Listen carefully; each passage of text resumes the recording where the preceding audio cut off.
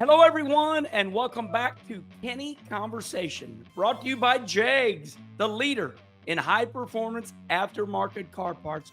Remember to go to jegs.com for everything you need to fix your hot rod up, and they are telling me now they have truck parts and Jeep parts in stock. You're looking at him. He is a hero to me, and here's why. I deem this man you're looking at right now, Bob Sargent. I even wrote it down. The greatest racetrack promoter of our era. And we'll talk about that. We'll talk about why I think the man you're looking at, Bob Sargent, is the greatest racetrack promoter of our era. Bob, how are you doing?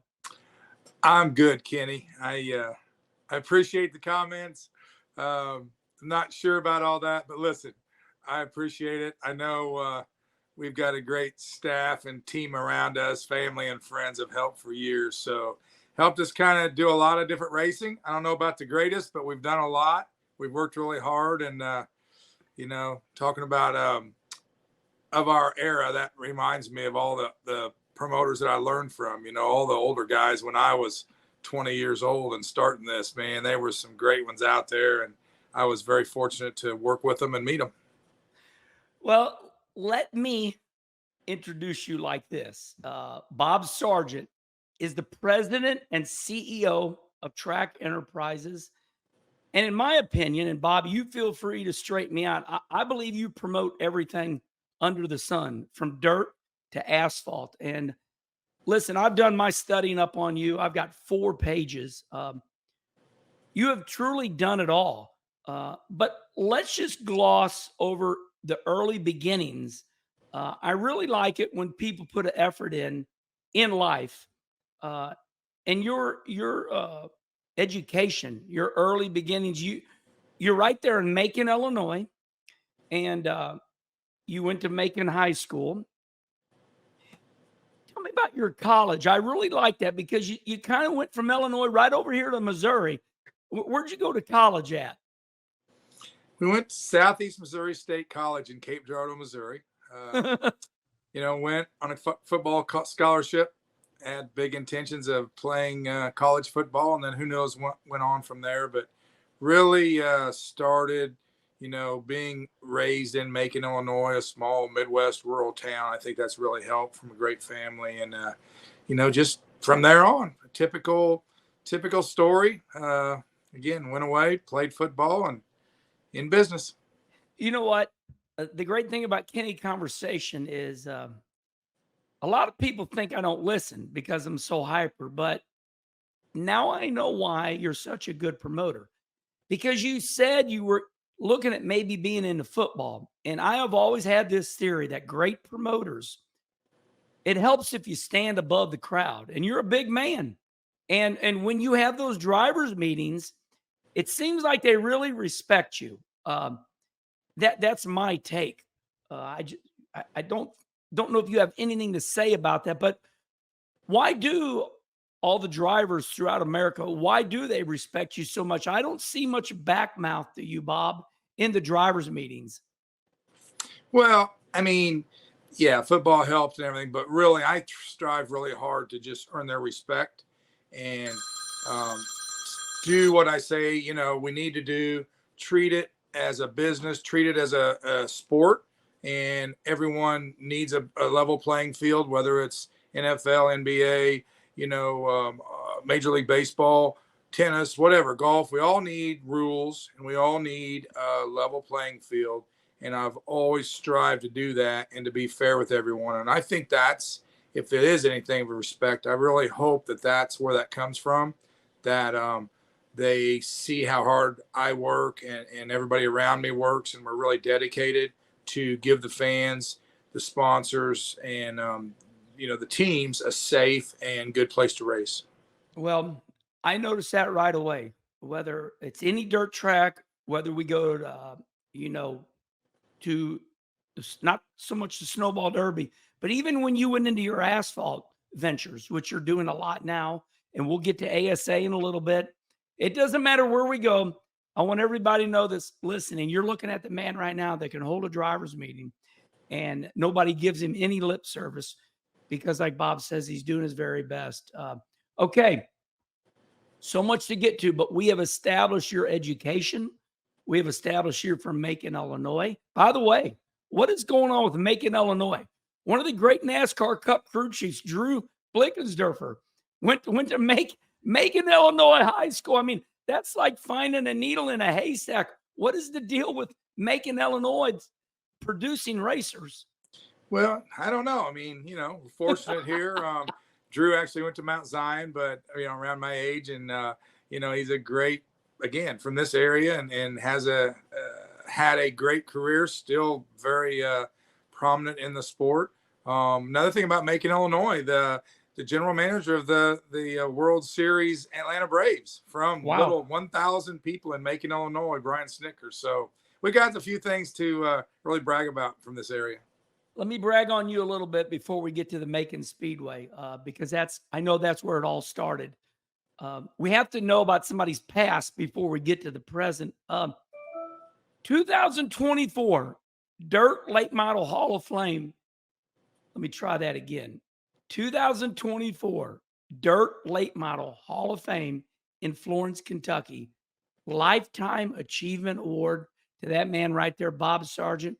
Bob, that's a pretty big award. How do you feel about that? Again, as I spoke earlier, the Earl Baltist and the Chris Economacchis and all these generations of promoters ahead of me, I just feel really good. And what an honor. I mean, this is the, pinnacle of our dirt racing. And I just really thankful and proud that they chose me. And again, I don't want to reiterate it to death, but it's so true that it's not just me. I mean, my family and all my friends and all the support staff, so many of them over the years. Some have come, some have gone, most are still with us. And that's what this is all about. Let me gloss over some things. Listen, it's that long. It's that long, everybody. And it rolls off Wikipedia. Let me just start some of these. Bob, right there, the man you're looking at, he established the Ticket Master Vendor, year-round marketing staff, 1985 ARCA Markham Award, 1994 USAC Promoter of the Year, 2010 UMP Dirt Car Promoter of the Year, 2011 National Auto Racing Promoter of the Year, 2016 USAC Race Organizer of the Year Award. That's key. Race Organizer. 2018, this is a big one, Bob.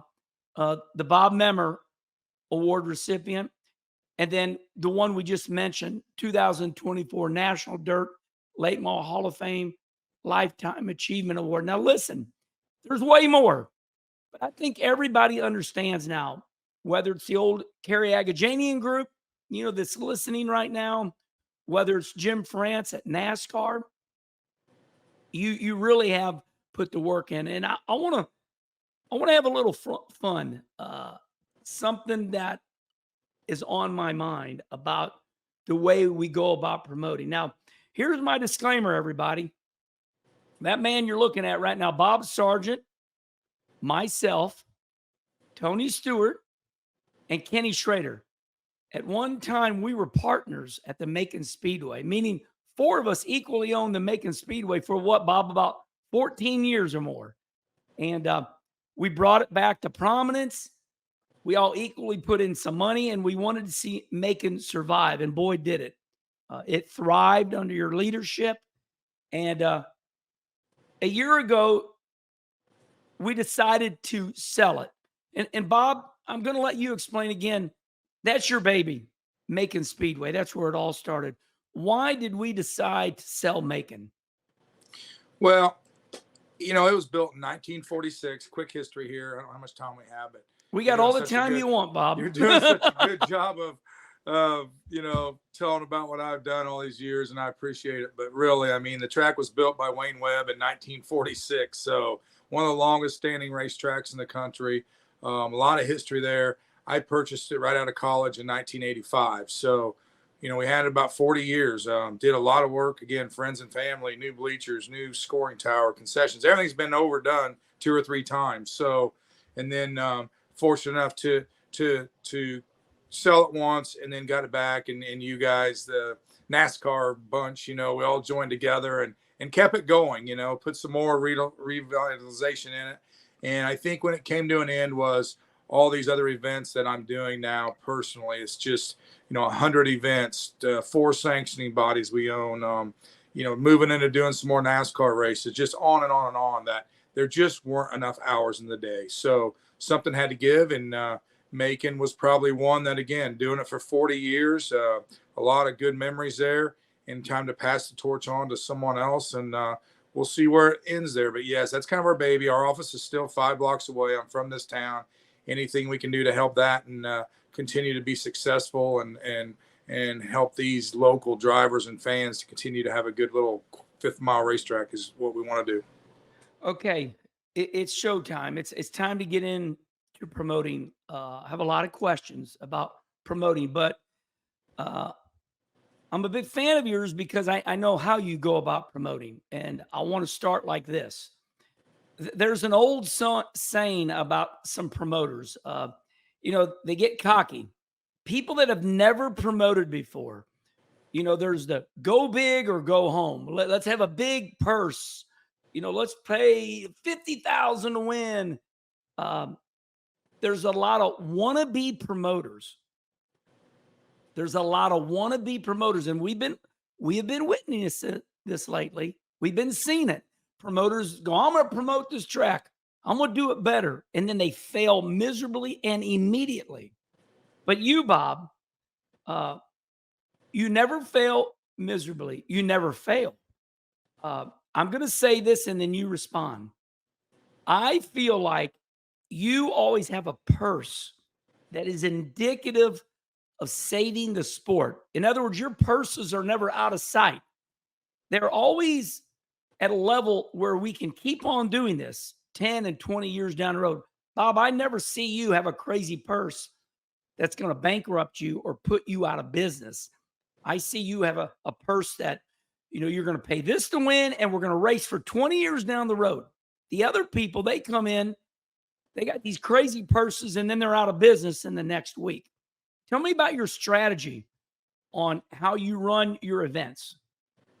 Well, again, as I said earlier, I was very fortunate to learn from a lot of old-time promoters and current ones that are being successful. So I don't mind saying this. I mean, I emulate a lot of different race promoters, and I try to pick the ones that are successful and do what they're doing, maybe add some other my own touches, but I definitely try to do not what others are doing that are failing. So I take a lot of time to study the sport and study society in general.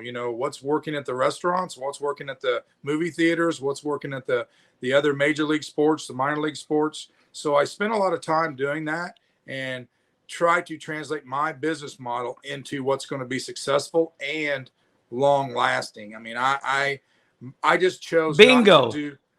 chose not to do the big gambles, what I say. And because we have so many issues in this business of weather and things like that can corrupt you.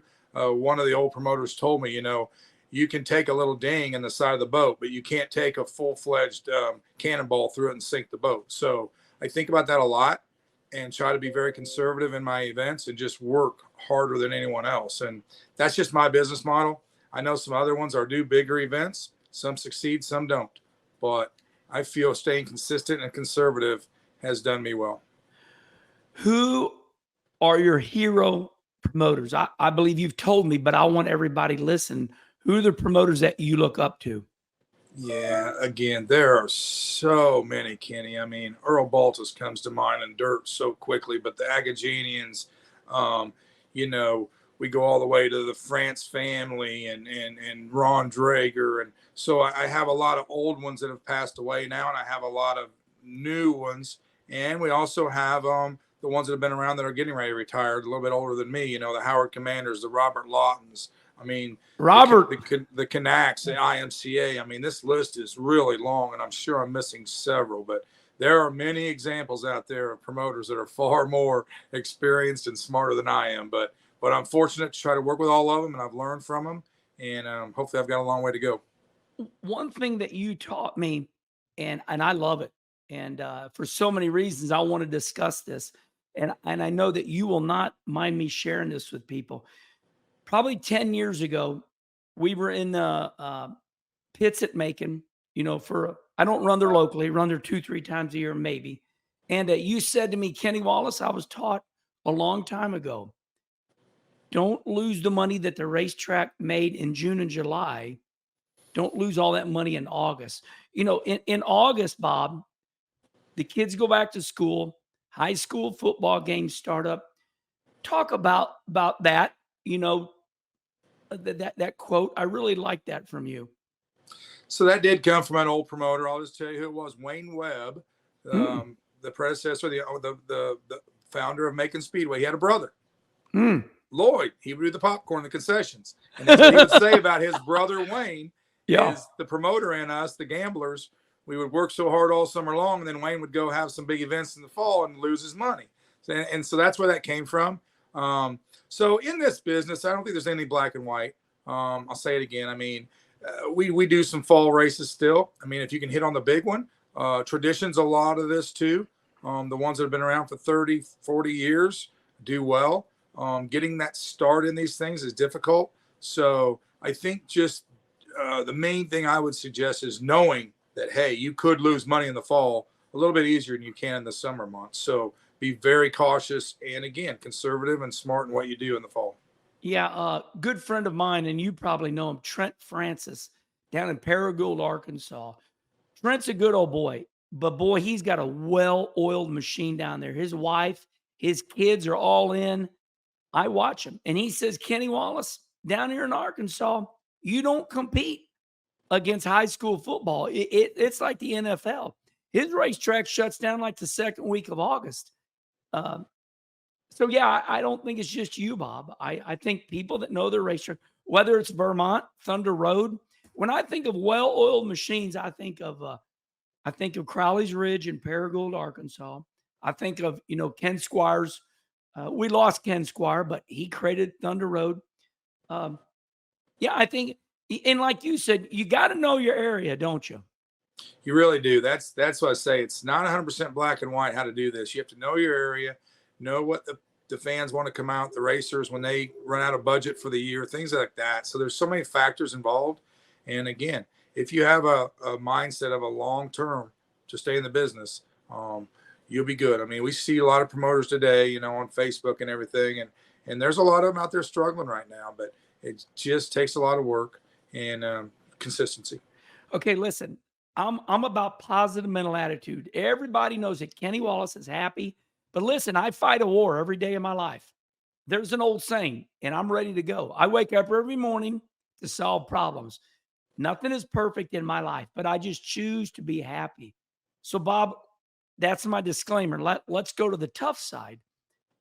Our sport is just, it's going downhill in a hurry. But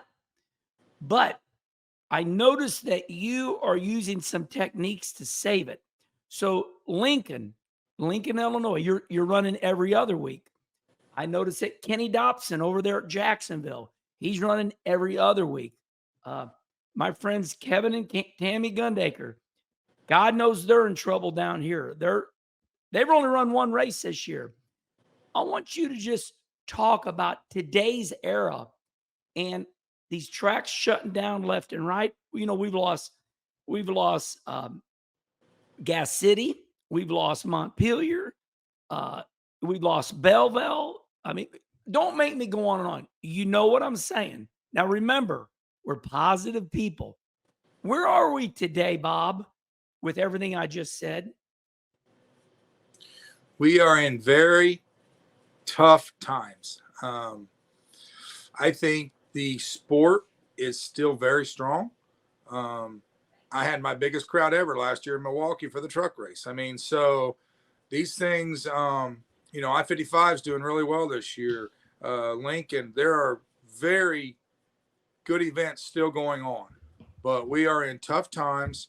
We have to change with the times. The industry as a whole have been talking about cost cutting and rules packages for years and years and years when I was around with Bob Memory at UMP. But some areas we did not do a good job on. And, whether we spend a lot of time addressing the rules packages to get affordable for guys to afford these race cars on Saturday nights, or we need to focus on our television packages. How much is that hurting our weekly crowds or helping? Whatever vision you have. Sponsorship hunts. The God, I learned in 1985, how to run a show. I mean, literally the promoters workshops had sheets, A, B, C, and D. Get over it. We hear people talk about getting over at 10:30 or 10 o'clock. That was done so long ago. So for some reason, some people miss those things. I kind of get hounded a little bit for rushing these shows a little bit more, but I think it's important for the long stance of the show. So to answer your question, where are we at? Again, we're in tough times right now, but I always say when it gets tough, the strongest ones survive, and they usually come out better on the other end. So I believe there's a lot of up to this whole industry right now. It's a great product for the fans. It's a fun entertainment, competitive for the racers. And I watch the racers that are having fun and the ones that aren't. And it's the promoter's job to make their own business go well. I think I'll give it back to you with one saying I tell everybody when they ask me that question.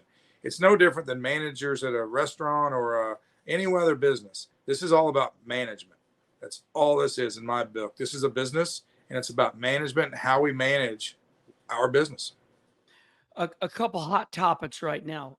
As you know, Kenny Conversation, man, I'm so grateful for it. Charlie Marlowe, he came to me and we started it. And I was honored that Mark Richards, who owns, is part owner of Rocker Chassis, he called me up. He said, "Hey, man, let me on your show." I said, "Damn, one of the most pivotal people in all of dirt racing." And then same thing with Michael Rigsby. "Hey, let me on your show." So those two, Michael Rigsby, who owned Dirt on Dirt, and then now he's on, Flow. Both of them said controversial things, and I want you to comment on them. Michael Rigsby said, "We have to get racing over at 9:30. And I thought, oh, that's Bob Sargent. Bob's known that forever. Now let's keep that over here. Hold on. Okay, 9:30. I wrote this down. Okay, and then over here, Mark Richards from Rocket Chassis says, "Now I know Michael Rigsby's going to be mad at me this." And I told him, he says, "Streaming has killed the local hero because now we're just going to watch on TV and, oh, there's Bobby Pierce. He's my hero." And now there's no more heroes at the local short track. So I want you to address that combination. These are all Michael Rigsby says we got to get over at 9:30, and he's streaming. And over here, he's built 7,200 dirt super late models. He said streaming has killed the local shows. Comment on all that. Well, again, back to business in general. This is all about management. The promoter can manage how he deals with those things. I feel that 9:30 is too early. My feeling is 10 o'clock. People want their money's worth. They come down there to have camaraderie and things like that. So there is a fine line. I think Michael was probably meaning not midnight, and I agree with that. Yeah. I think there's a fine line. It's very simple to find what time you need to be done. When do races need to be done, Bob? They need to be done by 10 p.m. There you heard it. The greatest promoter of all time. I'll give a little grace. 9:45 to 10:15. Very simple.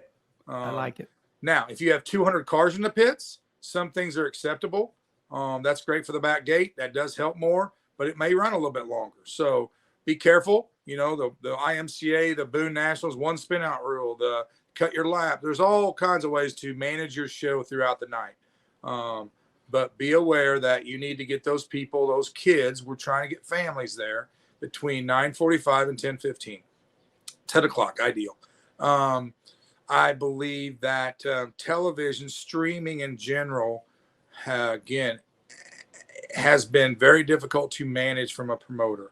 We have absolutely, to Mark's point, lost ticket sales because of streaming. On the other side of the sword is it has given us a tremendous amount of exposure.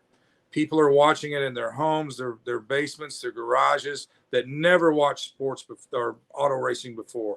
They know every track in the country. They're watching it at home. We have to be smart enough as promoters to translate that into ticket sales when we can get them off their couch. So that's the way I view it. I think that there needs to be some revenue sharing from the streaming partners to the tracks because of the ticket sales we've lost. And I think the tracks and the promoters need to use the numbers of people, the new people we have watching, to our advantage. Do you, when you do Flow Night in America on Flow, so Flow Night in America, when they come to any of your racetracks, and I know they do, that's a tough pill to swallow on a Tuesday or Wednesday night. Do they share with you, knowing that you could have a really light crowd? Like why the hell is somebody going to come on a Tuesday night at 100 degrees? And I mean, is that TV revenue help those nights? It does. It does. Flow has been a great partner for the industry. Now they're making a lot of money and they're being profitable. They're a business, no problem. And they have tried to help the industry where they can. So how much they can, or things evolve. Maybe they'll see other places that need some help. But I believe that Flow Night in America made them money, but it also helped the local promoters have a big event and get some assistance from Flow. We also have Dirt Vision. We have Racing America. Ourselves, Track Enterprise, a little plug here. We started one called Track TV. So we're right in the TV game. Again, so we see the challenges of getting the right revenue to the promoters, but also, making a business out of their platform of streaming. We're going to stay on this just for a little longer. Then we're going to go to Nashville and we're going to go to ASA. We're going to bring it up to current times. These races every single week. Bob, 2 years ago, I made a big deal down here at I-55 Raceway. I said, I am going to bring back the local championship. I'm going to do my very best. Myself and Dale Jr., Rusty Griffall said, give us a speech, Herman, at the Kenny Schrader and Ray Mahler's racetrack, right? Federated Auto Parts Raceway. I said, okay, I'll give you a speech, Rusty Griffall, and I gave it to the whole crowd. I said, years ago, Dale Earnhardt Jr. said to me, when I'm done with NASCAR, he said he's going to go run late model stocks. I said, my dream is I'm going to run I-55, the old dirt track, every single week. And I did it. I ran every single week. And people were on my ass. Why aren't you coming up here to Fairbury? And I couldn't tell them. I was trying to make local racing and winning the championship great again, like my dad did. My dad, Russ Wallace, would go against, Kenny Schrader, and my brother Rusty were there. So my question to you, Bob, is this. I won that championship, but it didn't register to anybody. Nobody cares about it anymore. Rick Knoyer's the only one down here, and Paul Shrimp. They're running here every week. Nobody cares. Should we be running every single week now? Or has this new generation they want to go to Six Flags. They want to go to the lake. Should we continue running every single weekend during the summer, or should we go every other week? So I obviously do both. So any answer I give you, somebody can point and say, well, he doesn't do what he says. But some of mine is geared because of time and constraints of just operating. But I feel people should be running every week. I think it's important. I think it keeps a consistency in people's lives. I think I'm a little more old school than some, and maybe that I should be, but I believe in when things were successful. But the answer to that is you can do everything we did in the past that was successful, but you have to tailor it to the modern day. So my answer is yes, I believe we should be running weekly for the consistency part, for giving these guys more than 10 races a year, things like that.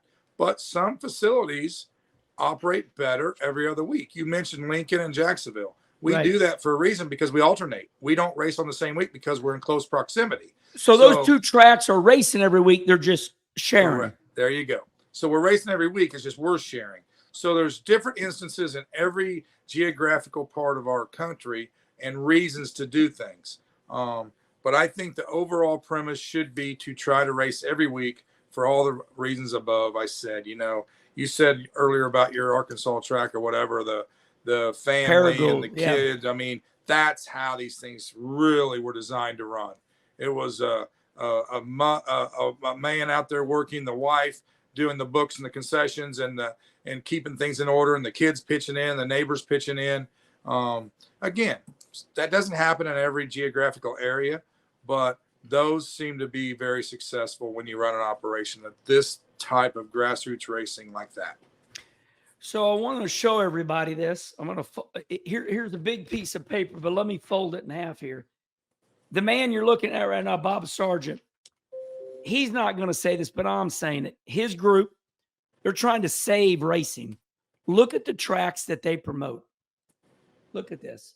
I'm just going to put that up there for a little bit. Okay, just for a little bit longer.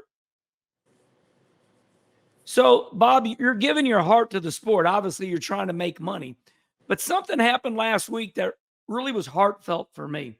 Listen, the Herminator's not mean. But like Brother Rusty says, I take the knife, I put it right at the skin, and I don't puncture it. You're not saying this. I'm saying this. Canton, Illinois, Spoon River Speedway. Great racetrack, half-mile high bank. The modifieds love it because it's got a lot of room. We see nicely, and all the boys from Kentucky, they come up there. That's their track. So they closed down. They said, we're closing down. The new promoter has got cancer, and we're closing down. And I don't know exactly how it happened, and maybe you ain't going to tell the truth.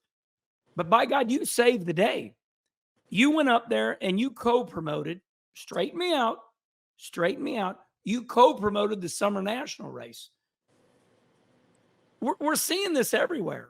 The new promoter comes in. Okay, this guy gets roughed up, physically.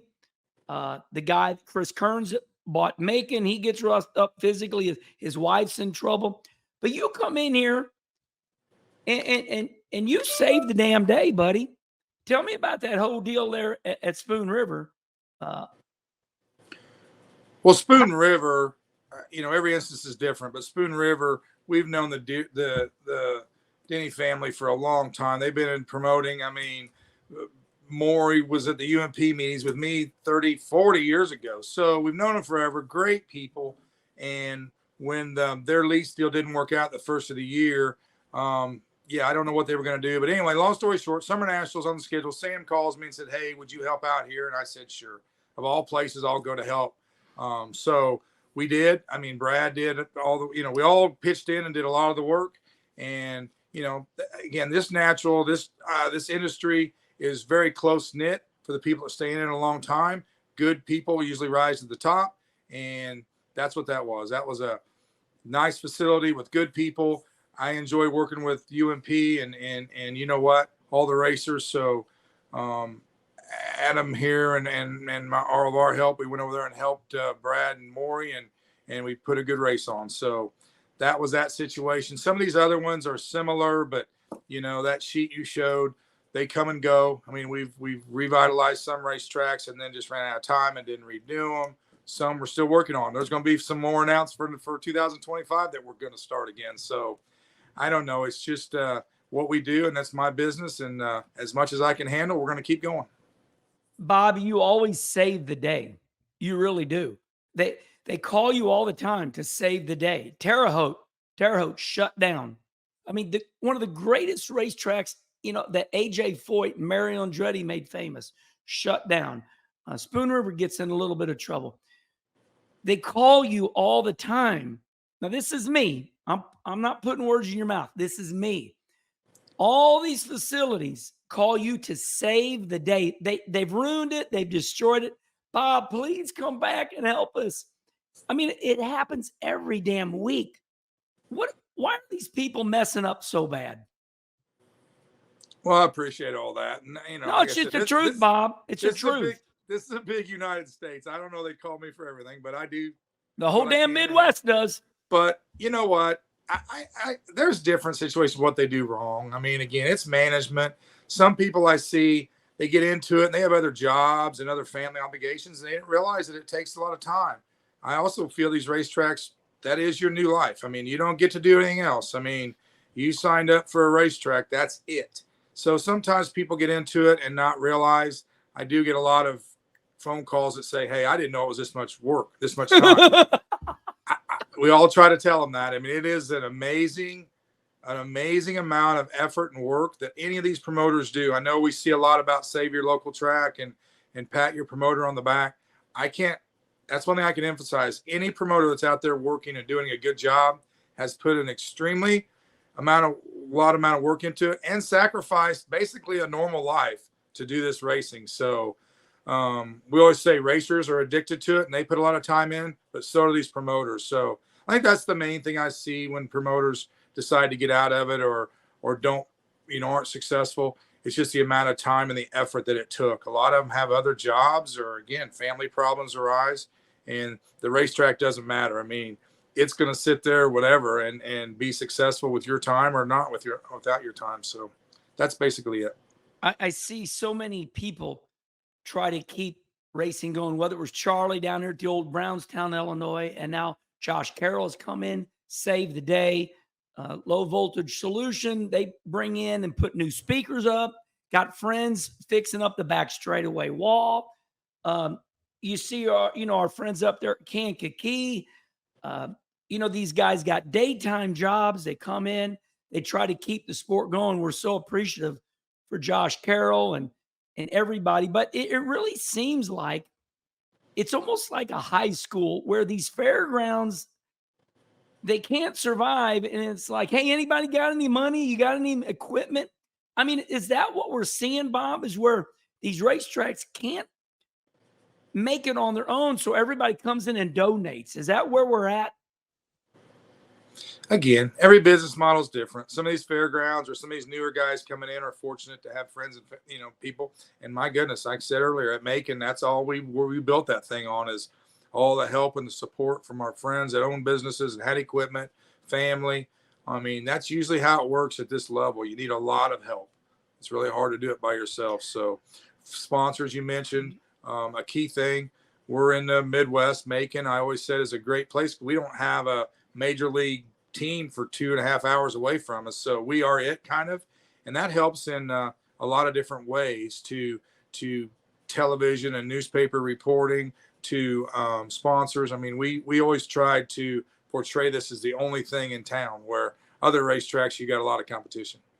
All right, Bob, I roughed you up enough, buddy. I threw a lot of darts at you. That's what the drivers want to hear, because that's what it's all about. And let's move forward. Now, thank you so much for addressing our short track scene. All right, buddy. Listen, you're getting it done.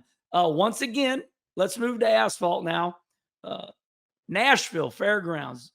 It's down there. It's fledgling. It's struggling. It's almost shut down. They're building apartments 20 feet from the front pit gate.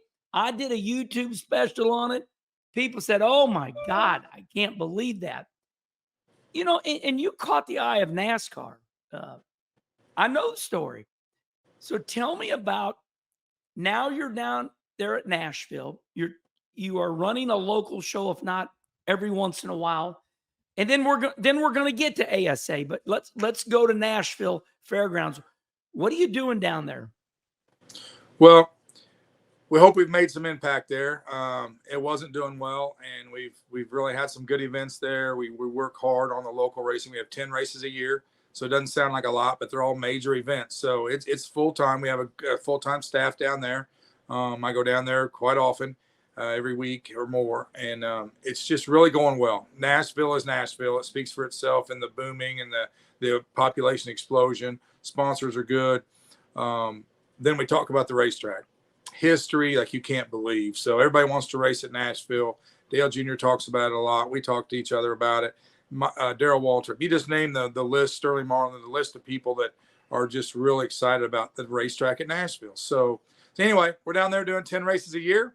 A little plug, we have a NASCAR night coming up Thursday night with Ross Chastain and Josh Berry and all of our locals. We got some great talent down there that races these pro late models and the quarter mile guys. So that's what happens is you build a base, you get a strong following, a lot of great sponsors, a lot of support from the city and the fairgrounds. I mean, I don't know that they had that 5 years ago, but we work really hard on the basics with the neighborhood, and it seems to be working really well. So the future is another story. There's a lot of uncertainty down there right now, but what we've been doing for the last 5 years has been very successful, and we plan to continue for a while. You brought this up. You reminded me, and I'm going to say this again. You were the creator of NASCAR Night, and it's just the way it is. It's just the way it is. When you say, a Ross Chastain or anybody is going to come to your local track, you're going to see an uptick in ticket sales. So when you started NASCAR Night years ago, you, Schrader, myself, we would go to Peoria, we would go, you name it, and it was standing room only. But NASCAR fell from grace, and we know this. It's not a secret. Now they're booming again. They're coming back. Do you see NASCAR Night kind of rebounding, or is NASCAR Night kind of dead? No, again, I'm an optimist also. I don't think anything's dead. Right. NASCAR Nights still work. I mean, we have Kevin Harvick, first time in a late model this year, Kevin Harvick and another champion coming to Pensacola this Friday night. So we'll go. And that's your race. Is that your race? Tim Bryant's race. It's a Southern Super Series race. Tim and Pat Bryant down there at Five Flags. So we'll be at Nashville Thursday night, Pensacola Friday, and have NASCAR drivers at both places. Greg McCarnes does things with Matt Kansas. All these promoters do some point of that. Tony Stewart came to many of our races with us. But yes, Ken Schrader, we can't say enough about him. We really got those NASCAR nights having fun, and he would bring somebody along. Michael Waltrip, all you guys helped so much back when we were barnstorming through here in the Midwest and these dirt races and having fun. I can't count the amount of drivers we've had at Macon. AJ Foy, Richard Petty came to Macon, and then you brought 15 guys one time on your way to Michigan. So, it is not dead. The theory of that still works. These are our heroes that are racing NASCAR, and the race fans want to see them, but then we can maybe bring the fringe guy that says, well, I haven't been to that track forever, but I know that name from seeing him on TV on Sunday, things like that. So, you know what? It's definitely not dead. It just, has to be in the right time at the right place. So it's clear you're going to run Nashville until they tear it down. Where are we at with Marcus Smith and the SMI group? What is ever going to happen? For what you can say, I'm not putting you on the spot. What can you say? Is Nashville Fairgrounds going to survive, or are they going to try to tear it down? Well, that's a political question. So we all know what politics is like. I'm working very close with Marcus and, Jerry Caldwell from Bristol. And we work really close on that, on what's going to happen. They're going to come to a vote with the city council that really owns the fairgrounds there. And, man, we are trying hard to get some things going. Regardless, we really believe the racetrack is going to stay in some shape or fashion. And there are some other forces in the Nashville community that would like to see it tore down. So all this is public. I can say that this is probably one of the most covered stories of the industry for 5 or more years now. Different mayors, different city council votes. Marcus and Jerry have worked very hard to get a new NASCAR track there. So it's still in the political realm. So there you go. There'll be a city vote, and there's some options out there right now, and we're just helping Jerry and the Bristol bunch as much as we can. And it's no secret that Nashville, Tennessee is the new, what should I say? It's the new Los Angeles, California. All the rock and roll people live there. The stories I've heard about Nashville are crazy right now.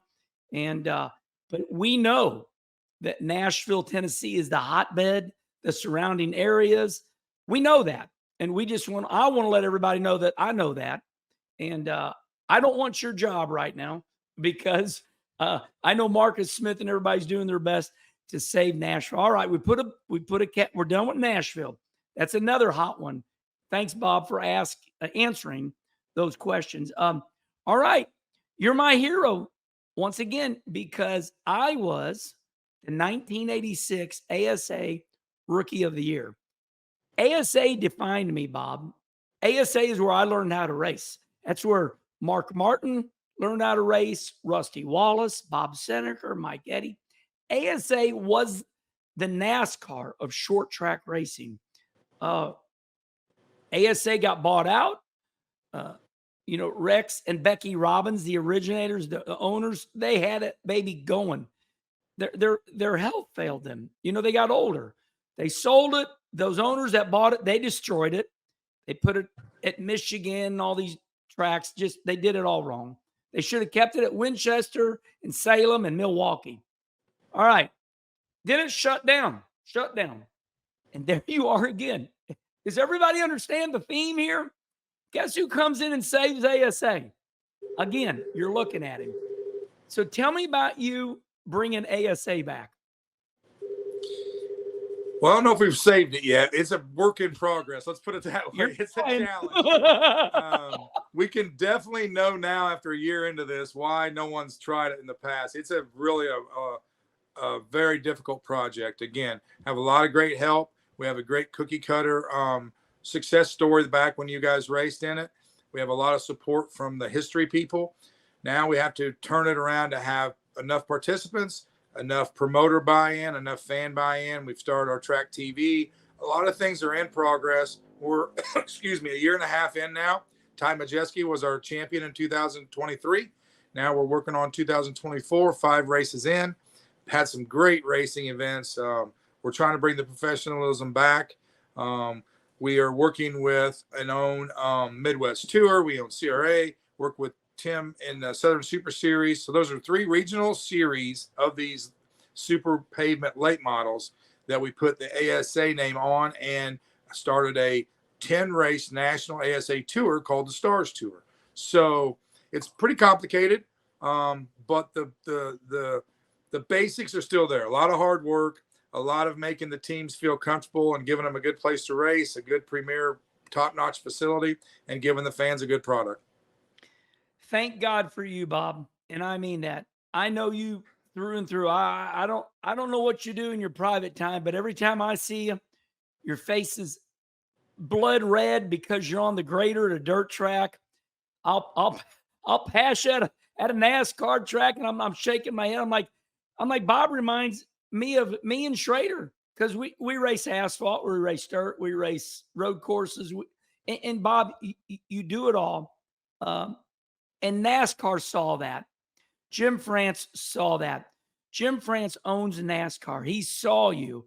I saw you down at Volusia during Bike Week promoting the damn, flat track motorcycle race. Tell me.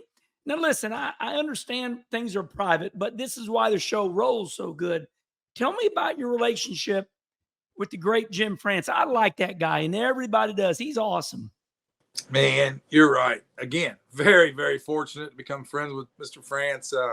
Go and have lunch with him and discuss things with him. Mr. Helton has just been a great mentor and helped us through all this. And now Ben Kennedy and everybody below at NASCAR. Again, we're just a promoter. I think we all live and breathe and, get up in the mornings, and we all do the same things. So we're all trying to do the same goals. Sometimes it's a higher level than other levels, but it's still the basics. I mean, they have such great experience and knowledge, and Jim France, I mean, my goodness, from motorcycles to cars to Brother Bill and all the things they've done over the years. And then again, Mike Helton's such a visionary and everything he's done to maintain all this whole sport. So I couldn't be more honored to work with those guys and learn from them. And again, hopefully I'm helping them in anything they want. Okay, we're going to end it like this, and this is all me. There have been a lot of people that have tried, and they have failed miserably for years and years. And that man right there has saved racing. I say that. Respond right here. Bob Sargent, I want to thank you from the bottom of my heart. God knows that between you, Schrader, myself, Tony Stewart, a lot of us. Buddy, we appreciate you. And I know after this, there's going to be a lot of racetracks. Hey, can you bring back Gas City? Hey, can you come back up here to Montpelier? I'm sure your phone's going to be ringing off the hook because you are the only savior, besides the Eldoras and things like that. When things fail and things break, they call you. Let's end on this note. Tell me about Milwaukee. Milwaukee Mile is the oldest racetrack in America. You're there saving that deal. And Roger Penske wanted to talk to you. Roger Penske wanted to talk to you. And I hooked you two up. Yes, I did. Tell me about Milwaukee. Milwaukee's just another success story. I mean, it was sitting there, and here we go again. There was bulldozers at the gate, and we talked to them. These things take time too. I mean, Milwaukee's a good example. We talked to them 15 years ago, so we had the plan. Never came really to fruition. Then all of a sudden, with Greg McCarnes and the late models, we decided to go run there. They did some improvements. We ran there, had success. Bring ARCA in, success. Bring the NASCAR trucks in there, success. Mr. Penske wants to talk about IndyCar race, and here we go with the IndyCar race this year. So real happy with Milwaukee. It's a great facility. A lot of these tracks that just have struggles for some reason. Now Milwaukee seems to be back and going again. Again, we had 20,000 people there last year for a truck race, and we really think that it has a lot of future to keep going. Well, I love Milwaukee. My wife's family is from Milwaukee. I've probably run the most races of my life at Milwaukee, starting in ASA. Milwaukee was the Daytona 500 for us because we'd never seen anything that big. Yeah, we went to Winchester. Yeah, we went to Salem. But Milwaukee was the type of track when you got to the end of the straightaway as a race car driver, you wanted to let off the gas. Yeah, Milwaukee, Springfield, Du Quoin, those are big racetracks. Yeah, and thank you for reminding me of that. I have that in my notes here. Once again, Bob, let me do this. I know you're blushing, but you promote the mile dirt track at Springfield, Illinois. You promote the mile dirt track at Du Quoin. How are our mile dirt tracks doing since you promote them? Well, we've done it for, I don't even know, pushing 30 years now. So we have plans to revitalize some things there. Met with the Department of Agriculture, the governor's office the other day. I think we're going to see some improvements. We deal with the concerts along with the fair. So a lot of things to deal with at the fairs, but the dirt miles, we did Indianapolis for years and years and years, and they decided to go a different way. Syracuse went a different way. So we're holding Springfield and Du Quoin to our hearts, and we're going to work the hardest to continue that. The Under the Lights at Du Quoin is nothing better. We have an AFT flat track race there July 6th. Come on out for that. So USAC and ARCA, what a great two, groups to work with on those dirt miles and everything else we do with them. So check us out at trackenterprise.com. We've probably missed a lot of different tracks, a lot of different sanctioning bodies, but I appreciate this, Kenny. I appreciate the nice words, but again, it's not just me. There's a lot of people that I've met over the years to thank. And then again, all the family and friends that have pitched in and help every day. Well, let me just end like this. We just got done having Kelly Earnhardt on, and she said, Kenny Wallace, I noticed lately here, your rally call is you have to remind people because they remember what they want to. And I can't take credit for that, Bob. That's my big brother, Rusty Wallace. Rusty is smart, so smart. And he taught me that. He said, Herman, you're not bragging. You're not promoting. He said, it's sad to say you have to remind people because they remember what they want to. And all right, everybody, you saw that this was my doing. This was my theme to remind you of all the racetracks and divisions that man right there, the great Bob Sargent, has saved. Bob, sorry to embarrass you, but you are great, buddy. And from the bottom of my heart, I love racing. That's all I do. All right, everybody, listen, we are in podcast form. Listen to us on iTunes and Spotify. Listen to Bob. I know you're going to learn a lot from this, why your racetrack does this, why your racetrack does that, but you're going to have a better heart for racing after listening to this. Bob, thank you so much. Thank you. All right, everybody, until the next Kenny Conversation, we'll see you next time.